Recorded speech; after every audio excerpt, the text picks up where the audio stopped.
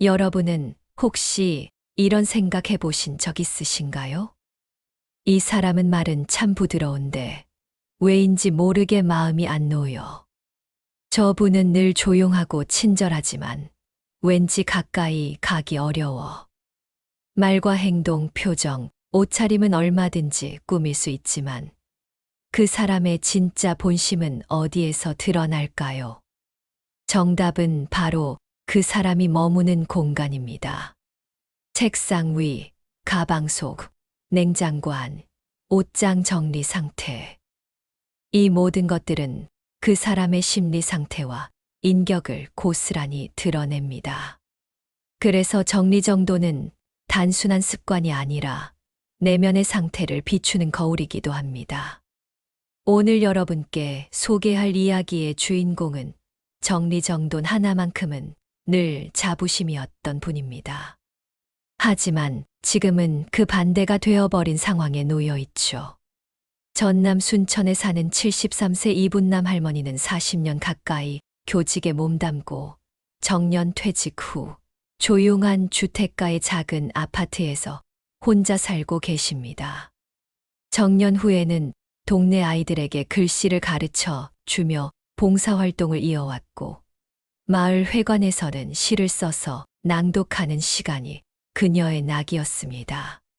한때는 전교생이 존경하는 선생님으로 불렸고 말끔하게 정리된 교무실 책상과 깔끔한 필체로 적힌 칠판 글씨가 그녀의 성품을 그대로 보여줬습니다.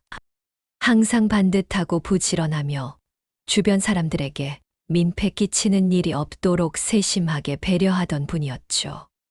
하지만 요즘 들어 이분남 할머니는 자주 피곤함을 호소하며 몸도 마음도 무기력한 상태로 지내고 있었습니다. 예전 같았으면 상상도 못할 만큼 방 안엔 여기저기 물건이 쌓여 있었고 식탁엔 며칠 전 먹다 남은 반찬들이 그대로 놓여 있었습니다. 가끔 방문하는 이웃도 슬쩍 눈치를 주곤 했습니다.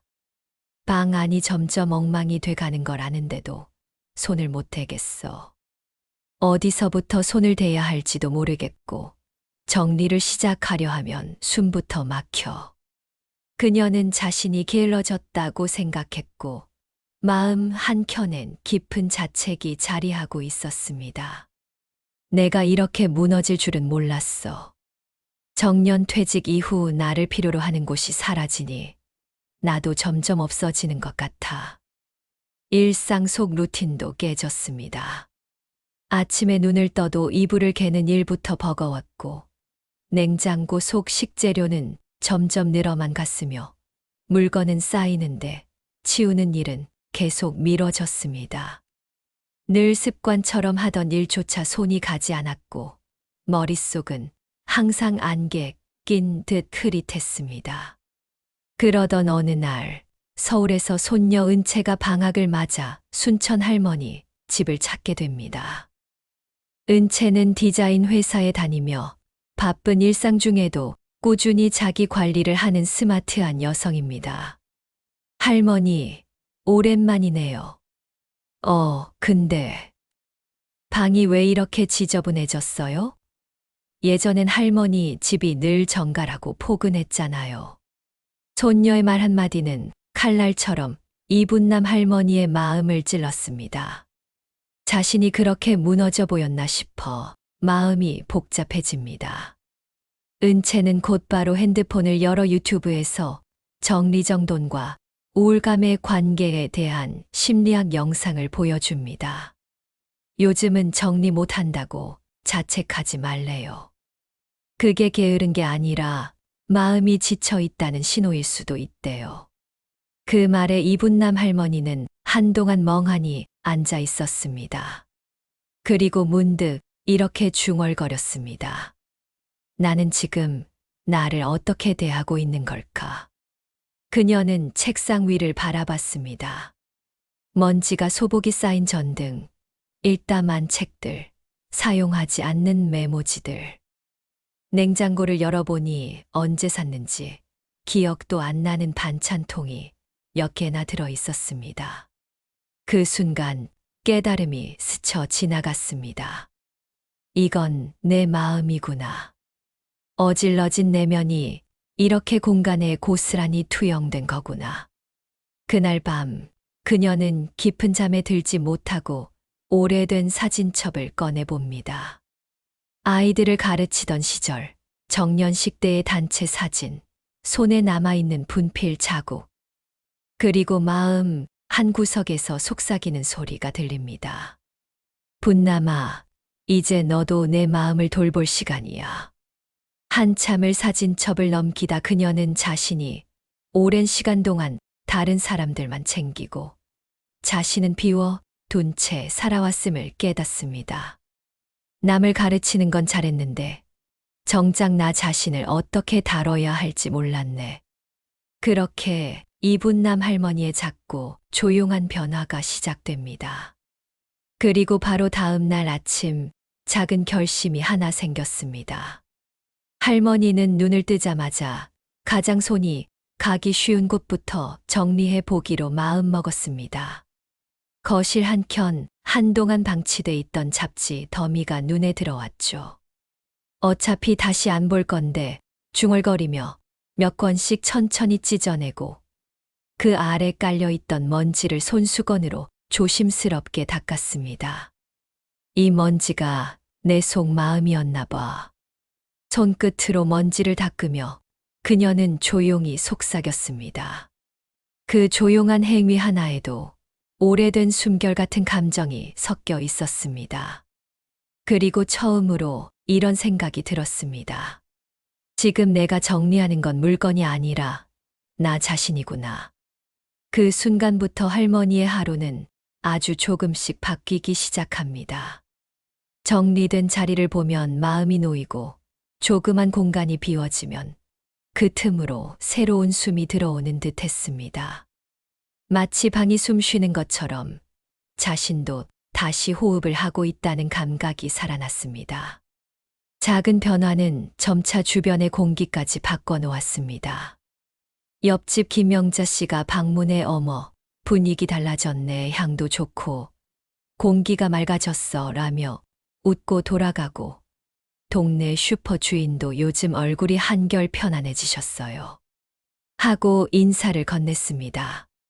정리가 주는 평온은 단지 눈에 보이는 질서가 아니라 그 안에 깃든 마음의 쉼표였던 것이죠.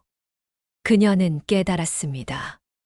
물건을 버릴 줄 알게 되니 후회도 조금씩 내려놓게 되고 자리를 정리하니 마음속 복잡한 생각도 자리를 찾게 되더라. 이튿날 아침 은채가 떠난 뒤 할머니는 부엌 식탁에 앉아 오래도록 창밖을 바라봤습니다. 마당의 핀 봉선화는 여전히 제자리를 지키고 있었지만 그 꽃들을 바라보는 자신의 마음은 예전과 달랐습니다. 문득 고요한 집 안에서 자신이 내는 작은 한숨 소리가 너무 크게 들려왔죠. 그래, 나 이제 나를 좀 돌봐야겠어.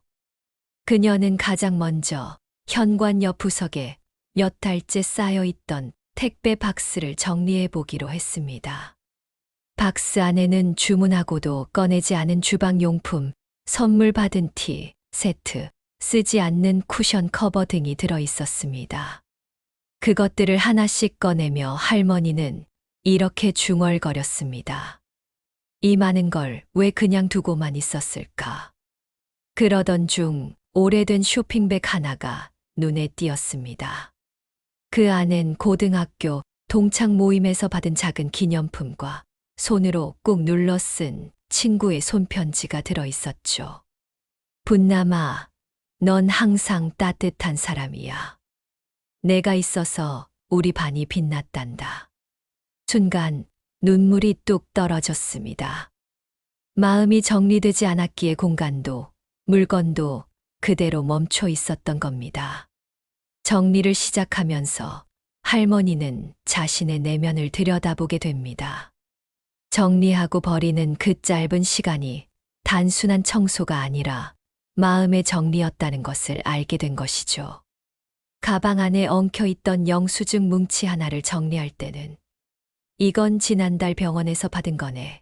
하며 자신이 얼마나 자주 병원에 갔는지도 돌아보게 됩니다. 며칠 후 마을 회관에서 강정순 할머니를 만난 자리에서도 그 변화는 이어졌습니다. 요즘 집 정리 좀 하고 있어. 근데 웃기지? 방 하나 치우는데 내 마음이 따라 움직이는 거야. 정순 할머니는 고개를 끄덕이며 말했습니다. 나도 그래. 냉장고 속 버린 반찬이 그냥 음식이 아니더라고. 내 지난 몇 달이 거기 다 있었지. 그 둘은 조용히 웃었습니다. 정리는 정적이지만 그 안엔 살아있는 감정이 담겨 있었습니다. 가끔은 눈물이 흘렀고 가끔은 입가에 미소가 번졌습니다. 그러던 어느 날 손녀 은채가 다시 전화를 걸어옵니다. 할머니, 요즘 어때요? 정리 좀 하셨어요? 응, 조금씩 하고 있어. 오늘은 책상 서랍을 비웠지.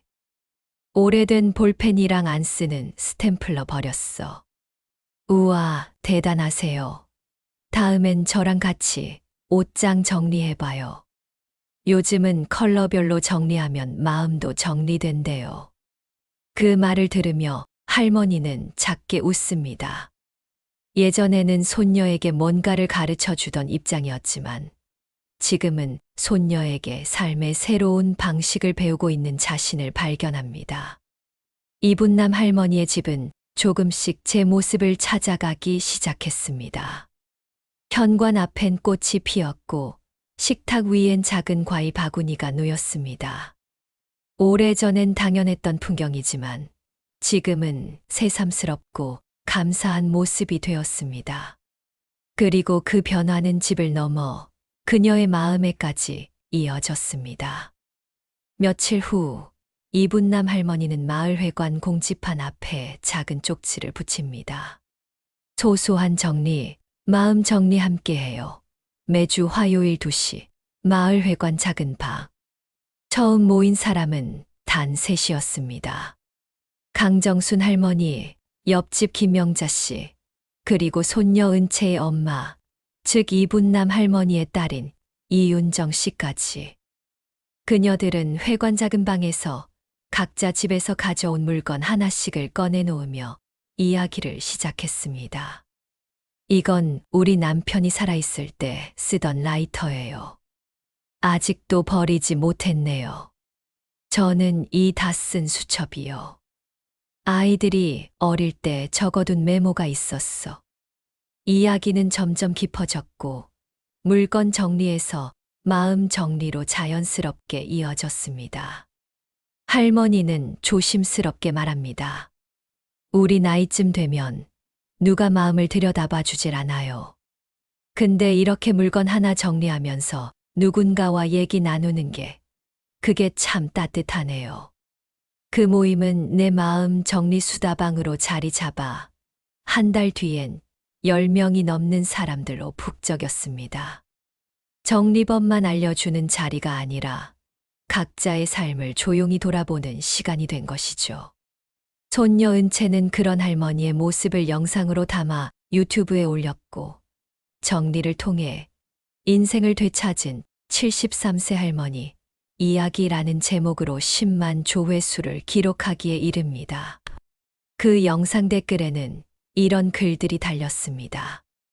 우리 엄마 생각나요. 저도 엄마에게 정리하자고 말해봐야겠어요. 정리가 삶을 바꾼다는 걸 이 영상을 보고 처음 믿게 됐어요. 이분남 할머니는 그렇게 자신이 정리한 공간을 통해 또 다른 사람의 마음도 정리해주는 존재가 됩니다. 하루는 한 아주머니가 모임에서 말했습니다. 분남 씨, 덕분에 저도 혼자 있던 집을 정리했어요. 정리하고 나니 다시 살아갈 힘이 생기더라고요.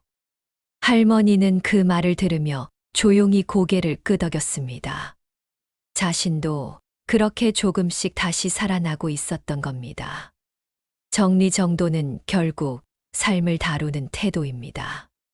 물건을 제자리에 놓는 일처럼 감정도 그 자리에 놓아줄 수 있어야 비로소 삶이 평온해집니다. 어지러운 방을 탓하기 전에 어지러웠던 마음을 바라봐 주세요. 버리지 못한 물건들 속에는 당신이 놓지 못한 어떤 기억이 있고 정리되지 않은 구석엔 말하지 못한 슬픔이 잠들어 있을지도 모릅니다. 그러니 너무 서두르지 않아도 괜찮습니다. 딱 하나만 정리해 보세요. 한 줄, 한 칸, 하나의 상자. 그러면 마음이 따라 움직이기 시작할 겁니다. 정리를 잘하는 사람이 꼭 훌륭한 사람은 아닙니다. 하지만 정리를 통해 자신을 돌보려는 사람은 분명히 삶을 사랑하는 사람입니다. 우리의 삶은 늘 복잡하고 예측할 수 없지만 그 안에서도 우리는 작은 조각을 하나씩 정리해 나갈 수 있습니다. 정리란 결국 이렇게 묻는 일이 아닐까요? 지금 나는 어디에 살고 있지? 그리고 나는 어떤 마음으로 살아가고 있지? 공간이 정돈되면 삶이 가벼워지고 마음이 정돈되면 사람이 따뜻해집니다. 우리는 그 따뜻함 속에서 다시 하루를 살아갈 용기를 얻게 됩니다. 오늘도 당신의 삶에 조용한 평온이 깃들길 바랍니다. 당신이 있는 자리, 그곳이 누군가의 안식처가 되기를. 지혜담이었습니다. 감사합니다.